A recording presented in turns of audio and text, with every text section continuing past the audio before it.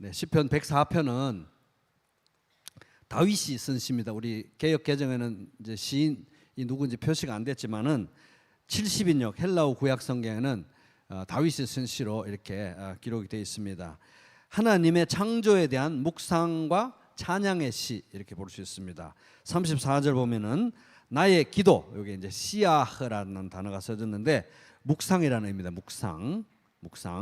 나의 기도를 기쁘게 여기시기를 바라나니 나는 여호와로 말미암아 즐거워하리로다. 다른 번역으로 읽으면 내 묵상을 주님이 기꺼이 받아주시면 좋으련만 그러면 나는 주님의 품 안에서 즐겁기만 할 것이다. 묵상, 창조에 대한 묵상이죠. 또 다른 번역으로 읽으면 그분을 잠잠히 생각하는 것, 묵상입니다. 그분을 잠잠히 생각하는 것이 너무나 달콤하니 내가 여호와 안에서 기뻐합니다. 하나님 창조를 묵상하는 게 너무 달콤하다는 거예요. 그래서 그 묵상이 하나님이 기쁘시게 받아주기를 바란다. 난 너무 행복하다. 하나님 찬양하고 하나님 묵상하는 게. 그래서 창세기 1장을 시로 노래로 이제 표현하면 시편 104편이라고 할 수 있습니다. 전반적인 분위기는 너무 기쁘고 너무 경쾌합니다. 그래서 창세기 1장에 보면 매일 이제 창조 6일 동안 끝날 때마다 하나님 보시기에 좋았더라 이런 표현 나오잖아요. 그게 형식적으로 있는 게 아니라 진짜 좋았던 거예요. 너무 좋았던 거예요. 정말 좋았던 거예요. 그래서 정말 좋았다. 하나님 보시기에도 좋았다. 이런 느낌을 이 시편 104편이 표현하고 있습니다. 창조가 얼마나 좋은지 아름다운지. 자, 104편 1절 제일 중요한 절이죠. 같이 읽겠습니다. 시작. 내 영혼아 여호와를 송축하라.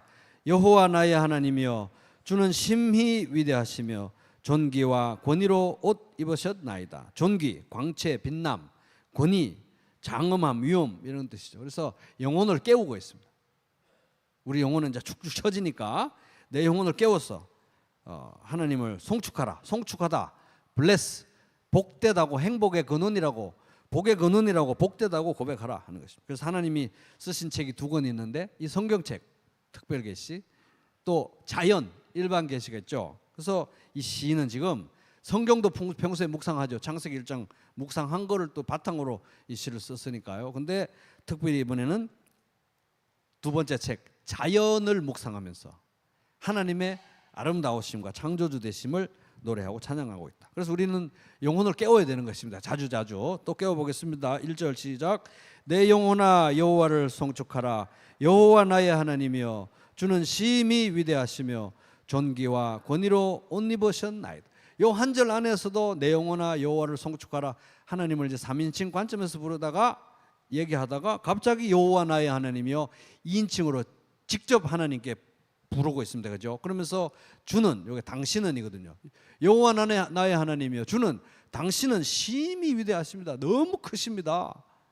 그래서 크시다고 이제 고백하면서 존귀와 권위로 옷 입으셨나요? 주님의 그 휘황찬란함은 정말 형언할 길이 없습니다. 이렇게 노래하는 것입니다. 그래서 2인칭, 3인칭이 이렇게 하나님에 대한 고백이 3인칭으로 이렇게 그는, 하나님 그는, 그분은 이런 식으로 하다가 갑자기 또 하나님 당신은 이렇게 막 바뀌어요. 이 시에서. 그런 걸 볼 때 이 시편은 우리의 고백이다. 시인의 고백이다. 또 우리의 고백이다. 이런 걸 우리가 알 수 있죠. 노래로 부르도록 써진 기도다. 이렇게 볼 수 있습니다. 그래서 이것은 이제 노래로 부르도록 써진 시, 노래로 부를 수 있도록 써진 시니까 그런 면에서 이제 우리가 찬송가, 우리 오늘 또 이제 찬양했지만은 찬양을 부르고 뭐 여러 가지 찬송을 할 때 우리는 사실 통성으로 소리를 맞춰서 기도를 하고 있는 것이죠. 그래서 참 이 행위는 우리 묵상해 볼수록 굉장히 신기한 거예요. 우리가 소리를 내 가지고 통성으로 소리를 맞춰서 음을 내면서 하나님께 기도하고 있는 거예요. 그래서 어떤 면에서 오페라, 뮤지컬 이런 식으로 하나님께 우리가 기도를 같이 소리를 내 가지고 하고 있는 행위가 바로 이 찬양이다 하는 것입니다. 이 시 자체도 이미 노래로 부를 수 있도록 써진 고백의 기도니까요. 그래서 스펄전 목사님이 얘기가 참 울림이 있습니다. 하나님의 크심을 노래할 때, 특별히 이렇게 공동체적으로 노래할 때 우리는 온 마음을 다해서 노래해야 된다. 그래서 저는 원래 어렸을 때부터 시골에서 자라가지고 뭐 음악 선생님들이 음악을 잘 못하셨는지 음악을 제가 잘 못 배웠는지 하여튼 음악에 대해서 제가 너무 몰라요. 아직도 음표를 사실 잘 못 읽어요. 그래서 처음에 교회 다니면서 이 찬양 부르는 게 너무 힘들어가지고 그래서 노래하는 거 그렇게 좋아하진 않았는데 우리 부평교회 와가지고 성도님들이 얼마나 찬양을 열심히 하고 막 예배 시간에 찬양을 얼마나 여러 곡을 부르는지 같이 이제 찬양을 하면서 저도 이제 찬양에 이제 많이 어느 정도 단련이 돼 가고 있습니다. 근데 이제 찬양을 하면서 찬송을 하면서 우리가 점점 배우게 되는 건 뭐냐면 야 이거는 정말 같이 목소리를 맞춰서 곡조에 맞춰서 하나님께 올려드리는 기도의 행위구나. 기도. 그러니까 이게 이제 노래한다는 생각에 사로잡혀서 나는 노래 잘 못하는데 음표 틀리면 어떡하나 이런 것보다도 물론 뭐 맞춰야 되긴 하지만 우리가 함께 하나님께 기도한다. 통성으로 소리를 맞춰서 기도한다고 생각할 때 우리는 이제 찬양 빨리 이제 서론적으로 윤태민 형제님 빨리 그 찬양 5곡 끝내고 이제 기도 빨리 하고 이제 말씀 들어야 이제 본론으로 들어가는 거지. 이렇게 하지 말고 찬양할 때 이미 우리는 본론에 들어와 있는 거예요. 같이 공동체적으로 하는 거기 때문에. 그래서 이제 스펄전 목사님 하나님의 크심을 노래할 때 우리는 온 마음을 다해 노래해야 된다. 모든 것을 바쳐 찬양할지라도 그분의 크심에 비할 수 있겠는가. 두 마음을 품은 반쪽짜리 예배는 하나님의 영광에 대한 모독이다. 그래서 이제 또 노래 뭐 한 5곡 하는데 노래하면서 또 사업 계획도 세워가면서 내일 있는 미팅 또 계획도 세워가면서 막 이렇게 노래 이제 이렇게 하는 게 아니라 정말 마음을 다해서 기도하듯이 우리가 또 찬송을 힘있게 정성껏 불러야 되겠습니다. 집중해야 되는. 그래서 이제 예배 시간에 찬송할 때 보면 우리가 제가 저 자신을 보면 기도를 미루고 이렇게 하는 이유 중에 하나가 기도를 하기 전에 뭔가 좀 정리를 하고 기도를 해야 될 것 같아요. 사태가 어느 정도 가닥이 잡힌 다음에 기도를 해야 마음이 편할 것 같은데 아무 가닥이 안 잡힌 상태에서 딱 멈춰가지고 기도하기가 쉽지 않잖아요. 근데 이제 그게 문제라는 거죠. 아무 가닥이 안 잡힌 상태에서 기도부터 하고 가닥이 잡히든지 안 잡히든지는 나중에 생각해야 되는 이런 문제이기 때문에 이제 우리가 모여서 특별히 공동체적으로 찬양할 때는 그때만큼은 내가 찬양하다가 설마 죽겠느냐 이런 심정으로 찬양하다가 내가 걱정하는 대로 찬양하다가 혹시 죽으면 순교니까 예배 드리다가 혹시 죽으면 선교니까 예배 시간에도 내가 걱정을 안 하면 죽을 것 같잖아요. 계속 뭔가 생각을 좀 해야 될 것 같은데 이러다가 멈추고 노래하고 예배 집중할 때 그때 죽는 거는 죽을 일도 없지만 그때 죽는 거는 순교니까 목숨을 이제 건다는 마음으로 딱 예배 시간에는 내가 내 인생에 진짜 무슨 벼락이 떨어지더라도 내가 생각을 여기서는 멈춰야 되겠다. 지금부터는 찬양해야 되겠다. 이런 의지와 결단으로 우리가 찬양에 임해야 될 줄로 믿습니다. 그게 이제 우리가 찬양하고 또 예배 드릴 때 두 마음을 품지 마라 하는 게 바로 이제 그 얘기인 것입니다. 기도할 때 우리가 이 생각도 하면서 기도하고 이렇게 할 수 없듯이 찬양도 마찬가지라는 거예요. 자, 그래서 우리 영혼을 자꾸 흔들어 깨워야 됩니다. 1절 같이 읽겠습니다. 시작. 내 영혼아 여호와를 송축하라. 여호와 나의 하나님이여 주는 심히 위대하시며 존귀와 권위로 옷 입으셨나이다. 직접 하나님께 고백하고 있는 거예요. 10절 여호와께서 샘을 골짜기에서 솟아나게 하시고 여러분 한번 상상하면서 한번 따라와 보세요. 여호와께서 샘을 저 계곡 골짜기에서 산에 가면 그 계곡에 물 흐르잖아요. 그죠? 샘을 골짜기에서 솟아나게 하시고 산 사이에서 흐르게 하사 각종 들짐승에게 마시게 하시니 들나귀들도 하필이면 들나귀들도 해갈하며 목을 축이며 공중의 새들도 그 가에서 물가에서 깃들이며 나뭇가지 사이에 지저귀는도다. 산에 가면은 막 계곡에 물이 흐르고 온갖 짐승들이 밤에 살짝 때에 맞춰서 자기 타이밍에 와서 물 먹고 그 계곡 사이에는 나무가 다 있고 그 나무 가지 사이사이에는 어디 있는지도 모르게 새들이 숨어가지고 막 지지배배 울고 있잖아요. 그죠? 그들도 살짝 내려와가지고 그 계곡물에서 물을 마시는 이 장면을 지금 다윗이 이렇게 묵상을 하면서 이걸 쓴 거예요. 시적 언어로 지금 쓰고 있는 것입니다. 근데 그런 일들이 그 산에 우리로 보면 산에 계곡에 물이 흐르고 그 많은 생물들이 교대로 와서 물 먹고 다 그렇게 온 가족을 이루면서 큰 무리들이 수도 셀 수 없는 많은 생명체들이 이렇게 살아가는 것이 우연히 벌어진 것이 아니라 하나님이 이렇게 하신 것이다. 이렇게 노래하고 있는 거예요. 13절 그가 그의 누각에서부터 하나님의 처소에서부터 하나님의 그 왕좌에서부터 하나님의 처소에부터 산에 물을 부어 주시니 이게 계곡에 물이 나오는 게 뭐 어떻게 돼가지고 자연적으로 어떻게 해서 뭐 샘이 터져서 어디로 흐르고 뭐 이런 것이 아니라 하나님이 물을 부어 주시기 때문에 물을 주셔서 이런 일이 일어난다는 거예요. 물론 여기는 이제 시적 언어로 표현되긴 했지만은 그가 누각에서부터 산에 물을 부어 주시니 3인칭으로 됐잖아요. 여기까지는요. 갑자기 2인칭이 됩니다. 주께서 이거 당신이에요. 당신. 또 하나님께 직접 또 고백하는 거예요. 당신께서 하시는 일의 결실이 땅을 만족시켜 주는도다. 그가 또 3인칭 바뀌어요. 그가 가축을 위한 풀과 사람을 위한 채소를 자라게 하시며 땅에서 먹을 것이 나게 하셔서 먹을 것이라고 번역된 단어는 레헴인데 빵이에요. 빵 사실은 문자적으로. 땅에서 빵이 난다는 거예요. 땅에서 먹을 것이 나게 하셔서 사람의 마음을 기쁘게 하는 포도주와 사람의 얼굴을 윤택하게 하는 기름과 사람의 마음을 힘있게 하는 양식 요것도 빵입니다. 빵, 레헴, 빵을 주셨다. 굉장히 자연을 묵상하면서 자연의 이치를 묵상하면서 너무너무 신기한 걸 이런 식으로 표현하고 있는 거예요. 땅에 비가 내리는 거는 하나님이 주셔서 비가 내리는 거다. 대류 현상에 의해서 어쩌고 그게 아니라 사실 하나님이 그 모든 작용을 하시는 거다. 그래서 하나님이 하시는 당신께서 하시는 이 일의 결실이 여기는 이제 마치 하나님을 우리 그 하다못해 뭐 집에 채전밭을 가꾸거나 뭐 논을 가꾸거나 뭐 뭘 하거나 그 농부가 엄청 수고하고 일하잖아요. 그래야 그 채소도 안 죽고 집에 가축도 안 죽고 다 고루고루 엄청 부지런히 해야 다 살잖아요. 그런 걸 하나님이 그렇게 하시는 걸로 지금 묘사하고 있는 거예요. 하나님이 하시는 일의 결과가 하나님의 노동의 결실로 이 모든 지구의 가족들이 다 먹고 삽니다. 닭도 농장에서 닭도 먹고 살고 염소도 먹고 살고 상추도 안 죽고 안 말라 죽고 살고 배추도 살고 뭐도 살고 하듯이 지금 그런 장면을 지금 묘사하고 있는 거예요. 하나님이 그렇게 하신다는 거예요. 그래서 비를 내리고 메마른 땅을 만족시켜 주셔서 땅에서 짐승들이 먹을 풀도 나고 사람들이 먹을 채소도 나는 게 다 하나님께서 비를 주시고 땅을 만족하게 하시니까 땅에서 그런 게 난다는 거예요. 그러니까 거짓말처럼 땅에서 밀도 나고 쌀도 나고 이래서 결국 사람들이 뭐 밀가루로 빵을 만드는 것 같지만 밀가루가 어디서 오냐는 거예요. 밀에서 오잖아요. 밀은 땅에서 오니까 결국 빵은 땅에서 나오는 거나 마찬가지다고 이게.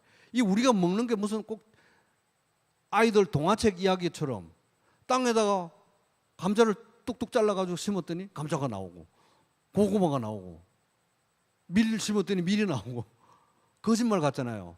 정말 빵이 땅에서 나오는 것 같이 이렇게 신기한 일들이 일어나고 있다. 하나님이 이 신기한 일을 하고 있다는 거예요. 저도 요새 곰곰이 이렇게 생각하면 땅이 그게 뭐라고 땅에 넘어져서 막 이렇게 뭐 먼지 묻으면 다 털고 막 이렇게 땅이 그게 뭐라고 땅에서 다 먹을 게 나오는 거 보면은 그죠? 정말 신기하잖아요. 땅에서 빵이 나온다. 그래서 땅의 소산으로 포도주도 와인도 만들고 올리브 기름도 만들고 참기름도 만들고 들기름도 만드는데 여기서 보니까 하나님이 와인 만드는 걸 여기 시로 노래했으니까 우리는 와인은 막 마시자. 이게 이제 그건 잘못된 해석이고 이 부분에 대해서 스펄전 목사님이 해석을 하면서 이렇게 합니다. 하나님이 복으로 주신 것들을 비참함과 저주로 바꾸는 데 있어서 인간은 탁월한 솜씨를 가졌다. 와인은 물론 뭐 저 서양 사람들은 와인 마시는데 그거를 밥 먹을 때 이제 그 물이 귀하니까 맥주든 와인이든 조금씩 먹어야 되는데 그걸 와인에 꽂혀가지고 와인만 먹으니까 문제가 된다는 거죠. 자 16절 여호와의 나무라는 거는 이게 하나님 여호와라는 단어가 들어가서 어떤 것을 꾸며주게 될 때 최고의 나무 이런 의미가 있어요. 그런 표현법이 있어요. 그러니까 이거는 엄청나게 큰 나무를 이야기하는 겁니다. 여호와의 나무에는 물이 흡족하며 저 막 30m, 40m 솟은 그 나무에 누가 물동이를 들고 올라가서 그 위에 그 물동이를 걸쳐놓는다고 생각하면 얼마나 힘들겠어요. 근데 그 물이 땅에서부터 40m로 올라가 가지고 그 나무 꼭대기 이파리들이 막 자라는 거 보면 엄청난 에너지가 사실 소요되는데, 그 큰 나무들도 하나님이 주시는 이 물로 흡족해야 한다는 거예요. 흡족해야 한다. 그가 심으신 레바논 백향목이라. 이스라엘 나라에서 제일 쭉쭉 뻗고 큰 나무의 대표적인 게 바로 레바논 백향목인데, 이게 잘 크면 한 40m 가까이 된대요. 쭉쭉 뻗은 그런 나무. 그 백향목이로다. 거기에 이제 또 그냥 나무만 뻗은 게 아니라 새들이 그 속에 깃들이며 학은, 큰 새들도 깃든다는 거예요. 학은 잣나무로 집을 삼는도다. 높은 산들은 산양을 위하며 바위는 너구리, 또 다른 번역은 오소리 이렇게 되어 있습니다. 오소리의 피난처. 산양 보세요. 산양. 그 산양은 겁이 많잖아요. 양들은, 산양들은 무에 하면서 겁도 엄청 많은 애들이 절벽 타기를 얼마나 잘하는지. 그 발굽이고 갈라져서 뾰족해 가지고 거의 막 90도로 이렇게 높은 그 벼랑 끝에 막 다다다다다 뛰어다니면서 소금 핥아 먹는 거 보셨어요? 그 꼭대기에 산양에 살 곳으로 하나님이 주셨다는 거야. 산양. 그래서 여호와의 나무, 큰 나무, 레바논 백향목과 같은 큰 나무도 심으시고 가꾸시고, 그 큰 나무에 새들이 깃들어서 보금자리를 삼고 살게 하시고, 저 높은 준엄한 산 위에는 우리가 알 수 없는 짐승들이 살고, 산양은 그 벼랑, 그 바위 벼랑 사이로 그 깎아지르는 그 벼랑 바위 산을 막 뛰어다니면서 아슬아슬하게 소금 핥아 먹고, 그런 일들이 다 하나님께서 하시는 일이다 하는 거예요. 과학자들은 이걸 몰라도 우리는 안다는 거예요. 안 그렇습니까? 과학자들은 몰라요. 그러나 우리는 안다는 거예요.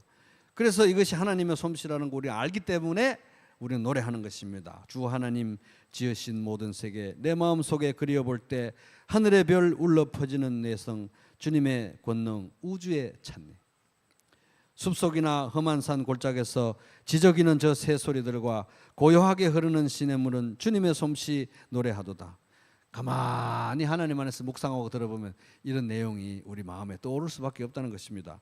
주님의 높고 위대하심을 내 영혼이 찬양하네. 주님의 높고 위대하심을 내 영혼이 찬양하네. 두 번이나 주님의 높고 위대하심을 내 영혼이 찬양한다고 했는데, 이게 바로 시편 104편 1절의 내용이에요. 같이 읽어보겠습니다. 시작. 내 영혼아 여호와를 송축하라. 여호와 나의 하나님이여, 주는 심히 위대하시며 존귀와 권위로 옷 입으셨나이다. 그죠? 주님의 높고 위대하심을 내 영혼이 찬양하네. 이게 그거잖아요. 여호와 하나님이여, 주님 당신은 얼마나 크신 하나님이신지요. 존귀와 권위로 옷 입으셨나이다. 휘황찬란하십니다.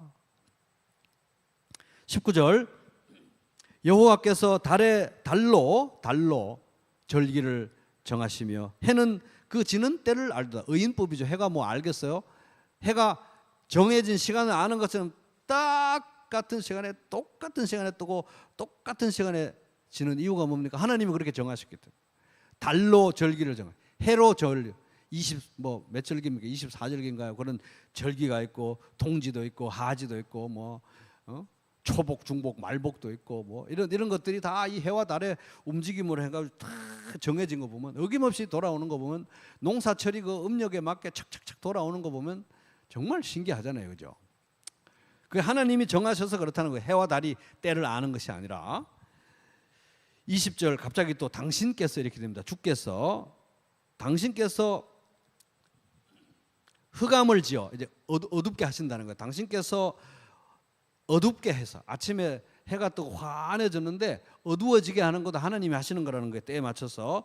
주께서 흑암을 지어 밤이 되게 하시니 이제 낮에 돌아다니지 않던 그 산에 밤에만 다니는 야행성 동물들이 스물스물 나온다는 거예요. 밤이 되게 하시니 삼림의 모든 짐승이 기어 나오나이다. 이걸 관찰한 것 같아요. 이걸 이제 묵상을 한 것 같아요. 이게 밤낮이 되고 시간이 바뀌면서 보니까 낮에 움직이지 않던 것들이 밤에 나오는 거예요. 21절, 젊은 사자들이 24시간 중에 뭐 23시간 잔다 그러잖아요. 젊은 사자들은 그들의 먹이를 쫓아 부르짖으며 그들의 먹이를 하나님께 구하다가, 가만히 보니까 사자가 결국 사자라고 해서 뭐 짐승을 항상 잡는 게 아니고 잡을 때도 있고 못 잡을 때 있는데, 쟤들도 결국은 하나님이 먹을 걸 주셔야 먹는 거구나. 그래서 마치 의인법으로 사자가 하나님께 먹을 거 구하는 것처럼 시적으로 묘사한 거예요. 부르짖으며 그들의 먹이를 하나님께 구하다가 해가 돋으면, 밤새도록 사냥하고 야행성 동물들은 밤에 막 나와서 막 이렇게 올빼미고 뭐고 다 이렇게 하다가 해가 딱 뜨면 샥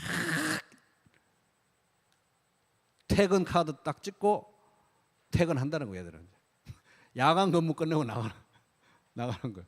그러면 이제 해가 돋으면 어떻게 됩니까? 출근 카드 찍고 A조가 나오는, A조. B조가 밤에 딱 근무하고 딱 집으로 가면 A조가 나오는데, A조가 누구냐? 해가 돋으면 물러가서 그들의 굴 속에 숨고, 해가 돋으면 사람은 나와서 일하면 저녁까지 수고하는 거다. 꼭 주야간 교대하듯이 밤에는 짐승들이 올빼미고 뭐고 나와서 막 사냥하고 이렇게 하다가 낮이 되니까 퇴근 카드 찍고 다 들어가 자고, 사람들이 나와가지고 열심히 일하다가 저녁까지 일하다 이거예요.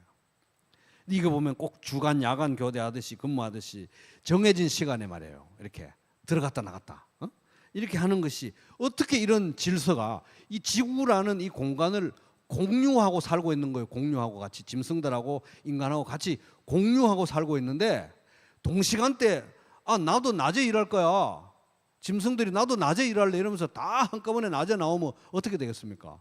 난리법석이 되겠죠. 근데 얘들은 밤에 쫙, 사람들은 낮에 이렇게 하는 거 보면 이런 질서도 누가 정한 것이냐? 하나님이 정하신 거라는 거예요.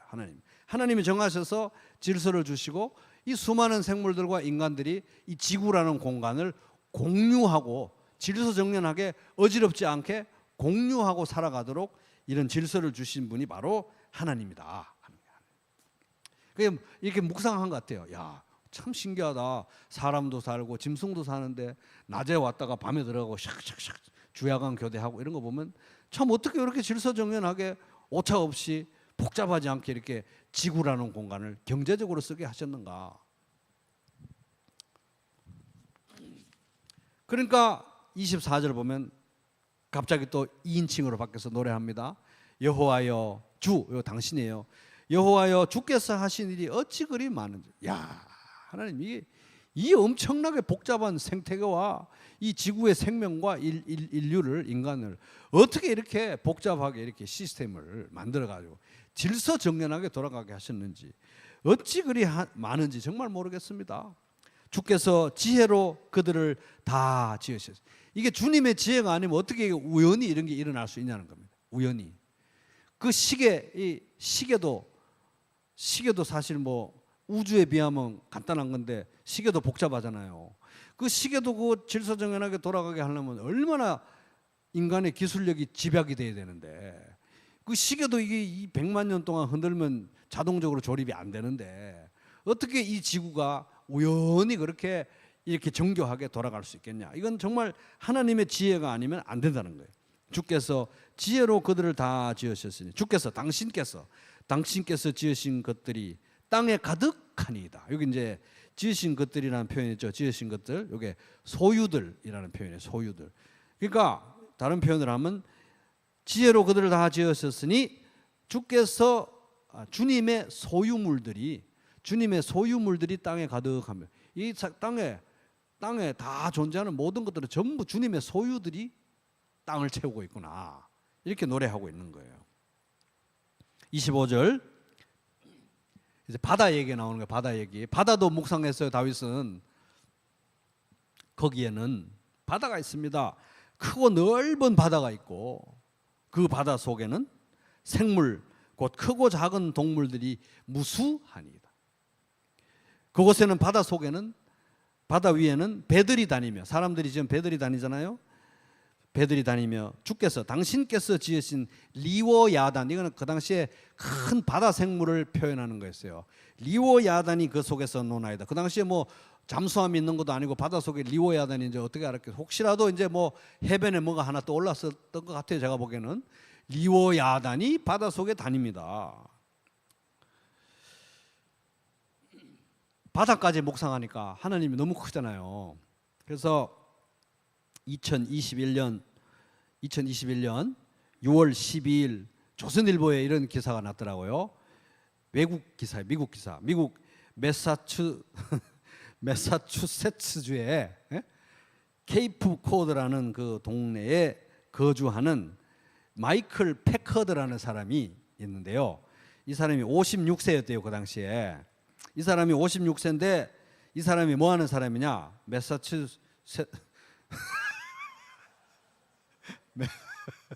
매사추세츠주의 이 56세 남자분인데 이분이 뭐 하는 사람? 잠수부래요. 잠수부. 뭔 잠수냐?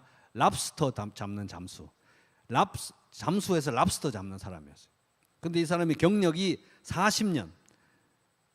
아주 자연산 랍스터 이거 잠수에서 잡는 이 어부 잠수부인데 그날도 랍스터를 잠수에서 잡으려고 바다로 나갔는데 배를 타고 나갔는데 잠수를 했어요. 그래가지고 수심 10m 지점까지 내려갔는데 갑자기 큰 충격이 왔대요. 깜짝 충격이 왔는데 자기도 모르게 충격과 동시에 깜깜해지더라는 거야. 앞이 안 보여. 그래서 뭔가 훅 빨려 들어가는 느낌이 들어요. 이 실화예요, 실화. 뉴스에 난 겁니다. 훅 빨려 들어가는 느낌이 드는데 아차 이거 내가 생선한테 물려들었구나. 큰 물고기한테 삼켜졌구나 했대요. 진짜 그런 일이 벌어진 거예요. 아니나 다를까 이 지켜보던 사람들에게 이제 보니까 이 사람이 이제 그 느낌을 뭐라고 얘기하냐면은 모든 게 갑자기 일어났다. 거대한 압박감이 느껴졌고 완전히 깜깜했다. 난 내가 움직일 수 있다는 것을 느꼈고 그 속에서 또 움직일 수는 있었나 봐요. 움직일 수 있다는 걸 느꼈고 고래가 입에 근육으로 날 쥐어 짜는 듯한 느낌이었다고 이 패커드 씨가 고백을 했대요. 실화입니다, 실화. 근데 알고 보니까 이 지켜보는 사람들이 보니까 혹등고래가 이 사람을 혹 빨아들여서 삼켰대요. 혹등고래가 삼켜가지고 저 사람 죽었나 보다 하고 했는데 1분 정도 그 물고기 입에 있었대요. 1분 정도. 그러더니 혹등고래가 육식을 안 좋아하는지 딱 육식일 텐데 하여튼 물 위로 솟구치더니 태 하고 뱉어내버렸대요. 그래가지고 이 사람 걸쳐서 살아가지고 병원에 갔는데 타박상이나 찰과상도 없이 살았다는 거예요. 실화입니다. 근데 이게 혹등고래는 보통 크면은 12m에서 16m 정도 된대요. 무게는 30톤 정도. 이게 쑥 빨아들였다가 탁 뱉어내버린 거예요. 12m에서 16m 되는 혹등고래도 요걸 삼킬 정도면은 1분간 삼키고 있다가 팍 뱉어낼 정도면은 바다에는 이거보다 더 큰 고래가 많아요. 더 큰 고래가 많은데 제일 큰 고래가 대왕고래랍니다. 대왕고래는 지금까지 발견된 것 중에 그러니까 실제로 발견된 것 중에 제일 큰 게 뭐냐면 더 큰 게 있을 수 있다는 거죠. 발견된 것 중에 제일 큰 게 어디 갔지? 34m. 34m고 무게는 190톤이래요. 190톤. 얘가 삼키면 한 몇 분 있을 수도 있겠죠. 며칠 있을 수도 있겠죠. 잘못하면 그죠. 하는데 대왕고래는 최대 이 잠수함도 안 타고 지 혼자 잠수를 어느 정도 할 수 있냐면 315m 수심까지 내려갈 수 있대요. 까딱없이. 그리고 이동 속도는 한 열흘 정도 신나게 달리면 한 4,000km 간대요. 4,000km. 그리고 최고 속력은 시속 40km 정도로 간답니다. 이런 것들이 지금 다윗이 얘기하는 거는 20절에 보세요. 26절에 보세요. 그곳에는 바다에는 배들이 다니며 주께서 지으신 리워야단이 그 속에 노나이다. 배들이 수면 위에 다니는데 인간들은 우리 배 타고 신대륙도 발견하고 어디도 정복하고 바다도 뭐 정복하고 이 바다는 우리 거 이런 식으로 알고 배를 타고 다니는데 가소롭다 이거예요. 그 밑에는 뭐가 있느냐? 대왕고래가 살고 있다. 대왕고래가 315m에서 대왕고래가 살고 있다는 거예요. 지금 그런 걸 얘기하고 있는 겁니다. 바다 얘기가 나와서 말인데 사실 지금까지 인간이 우주에 대해서 아는 게 훨씬 많대요. 바다보다. 우주에 대해서 아는 것이 바다에 대해서 아는 것보다 훨씬 많대요. 바다에 대해서는 거의 모른대요. 바다에 대해서는. 그래서 역설적이게도 이 지구상에 살고 있는 모든 생물 있잖아요. 모든 생물 중에 80%가 땅에 사는 게 아니라 바다에 산대요. 80%가. 바다에 사는데 그 바다에 사는 것 중에 인간이 아는 거는 1%밖에 안 된대요. 나머지는 뭐가 어디에 거기 뭐가 살고 있는지 모른다는 거예요.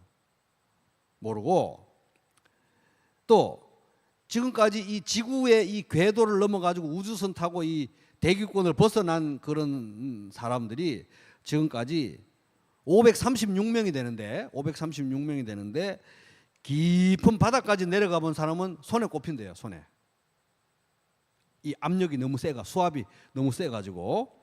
그래서 에베레스트 산 높이가 옛날에는 8848이라 그러는데 요새 1m 늘어났더라고요. 그래서 8849m, 8849m인데 이 깊은 바다 심해 물 속에는 에베레스트보다 훨씬 더 깊은 협곡이 수도 없이 많다는 거예요.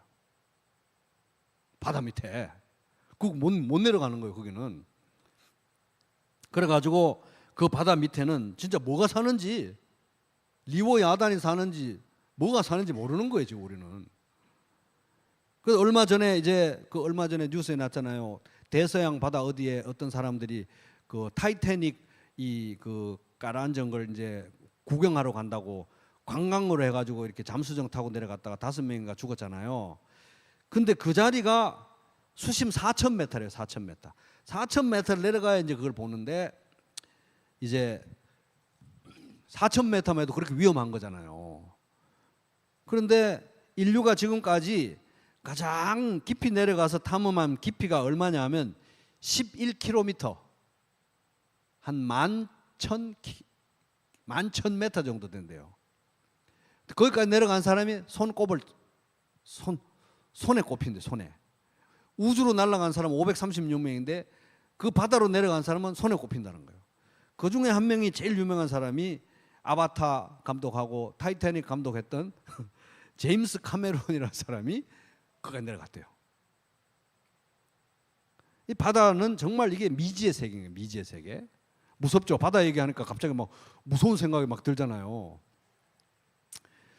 근데 인간들은 말이에요. 여기에 큰 배를 만들고 막 잠수함도 만들고 우리가 바다를 정복했다. 이 바다는 우리나라 것, 저 바다는 네 나라 것 막 이런 식으로 하고 바다를 건너서 뭐 신대륙을 정복하고 뭐 이런 것처럼 하지만 너무 웃긴다는 거예요. 바다 밑에 뭐가 있는지도 모르면서 그 바다의 물을 통제하고 계신 분이 하나님이시라는 거예요. 하나님. 그러니 얼마나 하나님이 크신 분이냐. 정말 어떻게 보면 큰 호수에 종이배 띄워놓은 것밖에 안 되는 그런 게 인간인데 무슨 바다를 정복했다는 둥 뭐 그런다는 거예요. 근데 아까 뭐 우주에 대해서 아는 게 바다보다 많다 그랬잖아요. 바다에 대해서 아는 것보다 많다 그랬잖아요. 그런데 우주에 대해서 아는 것도 거의 없어요, 사실은. 왜냐? 우주의 구성 물질 중에 암흑 에너지가 73%, 암흑 물질이 23%. 그러니까 암흑 에너지 물질 합하면 96%가 관측이 안 되고 관찰이 안 되는 그런 것들이래요. 그러니까 우주에서 우리 인간이 관찰할 수 있고 관측 가능한 거는 4%밖에 안 되는 거예요. 4%밖에 안 되는 거 가지고 관찰해 가지고 그 중에서 4% 되는 것 중에 관찰을 했는데 온 우주와 은하와 별들과 이런 관측했는데 그 중에서 뭐 0.001%나 우리가 알고 있겠냐는 거예요. 그 4% 중에서도. 그런데 어떻게 뭐 우주의 나이는 136억 년이네 뭐네 뭐 이렇게 하면서 마치 다큐멘터리 같은 거 보면 아주 다 확정된 사실처럼 그렇게 내놓는 거 보면은 정말 과학이라는 이름으로 너무 비과학을 행하고 있다. 예를 들어서 제가 성경을 지금 도대체 몇십 년째 보고 있는지 모르겠는데 성경 66권 이 방대한 책 중에서 성경 겨우 한두 권 읽은 사람이 나 성경을 깨우쳤다고 이렇게 말하면 우리가 얼마나 우습겠습니까? 그죠? 평생 봐도 잘 모르는 책이 성경책인데 근데 이 광활한 우주에 대해서 암흑 에너지가 96 아는 거는 4%, 거기에서도 0. 몇 %밖에 모르는 건데 그걸 가지고 어떻게 우리가 이 우주에서 뭘 안다고 말할 수 있겠냐 하는 것입니다. 그래서 이런 자연의 신비와 광대함과 아름다움을 보고 인간이 보일 수 있는 가장 현명하고 지혜롭고 당연한 반응은 뭡니까? 104편 1절이라는 거예요. 또 읽어보겠습니다. 시작. 내 영혼아 여호와를 송축하라. 여호와 나의 하나님이여 주는 심히 위대하시며 존귀와 권위로 옷 입으셨나이다. 이렇게 막 우리 영혼을 깨워야 되는 거예요. 자연을 보고. 27절. 이것들은 다 주께서 때를 따라 먹을 것을 주시기를 바라나이다. 이 어마어마한 생물들, 그 아까 대왕고래부터 시작해가지고 이 모든 것들이 다 이 달과 조수간만과 이 모든 자연 조건이 맞아야 생물들이 살거든요. 결국 이 많은 생물들 누가 밥을 다 먹이느냐? 하나님께서 먹이신다는 겁니다. 그러니까 결국 시적으로 표현하면 이 모든 것들이 다 주님 밥 주세요 하고 기다리는 거하고 똑같다는 거예요. 다. 인간은 이 아름다운 복잡한 생태계를 파괴하는 데는 능숙하지만 이거를 보존하고 이걸 더 발전시키는 데는 무능하다는 거예요. 무력하다는 것입니다. 28절. 주께서, 이것도 당신께서 주신즉 그들이 받으며. 진짜 명문장이죠. 주께서 주신즉 그들이 받으며, 주께서 손을 펴신즉 옛다 먹어라. 대왕고래야 먹어라.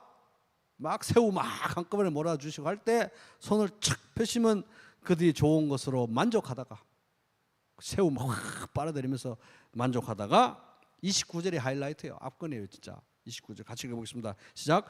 주께서 낯을 숨기신 적 그들이 떨고 주께서 그들의 호흡을 거두신 적 그들은 죽어 먼지로 돌아가요. 이야 진짜 멋있죠. 지금까지 막 그렇게 경쾌하고 아름답게 막 우주와 자연과 이걸 막 노래하고 하나님이 손을 펴시면 새우 잔뜩 먹고 너무 감사 이렇게 하는 했는데 딱 주님이 얼굴빛을 딱 돌리시면 낯을 딱 숨기시면 얼굴 돌리시면 그 자리에서 다 죽는다는 거예요. 다. 너는 오늘까지야 이러면 다 죽는다는 거예요. 대왕고래야 그만 먹어 오늘까지야 이러면 그건 죽는 거예요. 그날. 주께서 낯을 숨기신 즉 그들이 떨고 주께서 그들의 호흡을 거두신 즉 그들은 죽어 먼지로 돌아가리이다. 진짜 어떻게 이런 묵상이 나오냐는 겁니다. 근데 피조물들 동물들만 그러냐는 거예요. 인간도 마찬가지 아니겠습니까? 인간도 모든 인간 우리도 하나님이 고개 돌리시면 우리는 그 자리에서 끝나는 거예요. 대단한 것처럼 막 살고 대단한 것처럼 막 유세를 떨고 대단한 것처럼 옥신각신하고 대단한 것처럼 막 그러지만 하나님이 고개 돌리면 그냥 그 자리에 딱 끝. 이게 바로 인간이라는 것입니다. 그러니까 우리는 진짜 아무것도 아니고 대왕고래보다도 힘이 약하잖아요. 어떻게 보면 그죠? 아무것도 아니기 때문에 우리는 매일매일 하나님의 얼굴빛이 필요하다. 짐승들만 그런 게 아니라 대왕고래만 그런 게 아니라 우리도 하나님의 얼굴빛이 매일 필요하다. 그래서 하나님께서 모세에게 제사장들에게 이렇게 명령해라. 제사장들이 해야 되는 일 중에 제일 중요한 것은 백성을 위해 기도하는 건데 뭐라고 기도를 해야 되는지 아니? 이러면서 말씀하셨습니다. 여호와께서 모세에게 말씀하셨습니다. 아론과 그 아들들에게 말하여라. 너희는 이렇게 이스라엘 자손을 축복해서 말하라. 여호와께서 너에게 복을 주시고 너를 지키시기를 비노라. 여호와께서 그 얼굴을 내게 비추시고 내게 은혜를 베푸시기를 비노라. 여호와께서 그 얼굴을 너를 향해 드시고 내게 평강을 주시기를 비노라. 그렇게 그들이 내 이름으로 이스라엘 백성을 축복하면 내가 그들에게 복을 내릴 것이다. 지은평 민수기 6장 22절에서 27절. 제사장들이 해야 되는 제일 중요한 게 축복하는 거예요. 축복의 내용은 세 글자로 하면 지은평, 아까 지켜주시고 은혜 주시고 평강 주시기를 원하는데 한 글자로 말하면 하나님의 얼굴빛을 비춰주기를 원합니다. 형제님을 향해서 하나님의 얼굴빛을 비춰주시기 원해. 환하게. 자매님 하나님의 얼굴빛을 매일 보시게 되기를 바랍니다. 이게 제사장들이 해야 되는 제일 중요한 일이라는 거예요. 그럼 여기서 제사장이 아니신 분, 우리 다 왕 같은 제사장이잖아요. 박 목사만 제사장이 아니라 다 제사장이니까 우리가 서로에게 해야 될 가장 중요한 일은 뭐다? 축복하는 축복. 일단 한번 해볼까요? 옆 사람에 축복합니다. 한번 해보세요. 한번. 축복은 우리가 서로에게 할 수 있는 제일 중요한 일을 해야 돼. 제사장이니까 축복의 내용은 하나님이 지켜주시고 하나님이 은혜를 주시고 하나님이 평강을 주시기로 하는데 시적으로 표현하면 하나님이 얼굴빛을 비춰주시기를, 하나님의 환한 얼굴빛 가운데 오늘 하루도 사시기를 주님의 이름으로 축복. 주님의 이름으로 또 해야 되잖아요. 주님의 이름으로 축복합니다. 이게 우리가 제사장으로서 서로를 위해서 해야 돼요. 그래서 우리 애들도 자랄 때 보면은 집에서 부모들의 환한 얼굴빛 가운데 사랑받으면서 자란 애들은 밖에 가서도 환해요. 그런데 중요한 건 이 세상에 그렇게 맨날 환하게 얼굴빛 비춰줄 수 있는 완벽한 부모가 있다 없다? 없다는 거죠. 없다는 거죠. 없죠. 그래서 우리는 진짜 부모가 필요한 거예요. 진짜 영원한 부모, 바로 하나님이시잖아요. 하나님의 얼굴빛으로 우리가 살아가는 것입니다.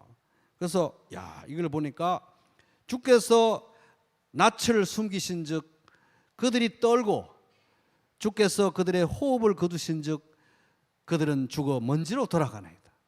우리도 멀쩡한 것 같아도 하나님이 딱 고개 돌리면 안 된다 이거예요. 물론 우리가 우리는 뭐 구원받았으니까 하나님이 안 버리시네, 뭐 구원은 영원하네 하지만 중요한 거는 우리가 하나님의 얼굴빛을 매일 보는 게 중요한 거예요. 난 구원받았네, 너 구원받았네, 우리 다 천국 가네, 이게 중요한 게 아니라 매일 하나님의 얼굴빛을 보지 않고는 살 수 없다고 고백한 사람들이 우리이기 때문에, 그래서 우리는 서로에게 제사장으로서 서로를 위해서 기도할 때 지켜주시고 은혜 주시고 평강 주시기를 기도합니다.